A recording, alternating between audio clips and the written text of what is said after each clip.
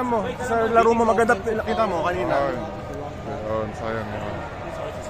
Bawi na lang next game. Sayang. Sana natin kaya natin mahal. Pero anong masabi mo sa nilaro mo against Karl Anthony Towns? Kailangan lang kung ano yung pwede kong maitulong sa team, gagawin ko. So, team effort yun. So, Yung magkadawa ko ng bola, sumisigaw yung mga fans. Siyempre, thankful tayo sa mga fans na nagpunta dito.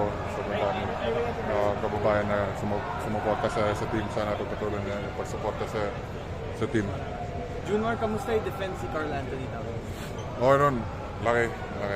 Magaling. Siyempre, NBA player yan.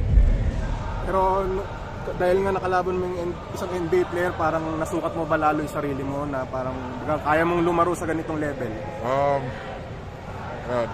Ako basta pag nandun ako sa loob, gagawin ko kung ano yung makakaya ko. Hindi naman ako nagipag one-on-one sa ibang player. So, kung ano lang yung may tutulog sa team.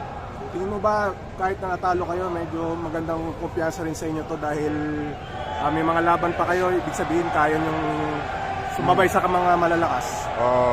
Yun nga, may dalawang games pa tayo. So, yun nga, bounce back na tayo sa next game. Salamat sa suporta niyo. Thank you. Thank you, man.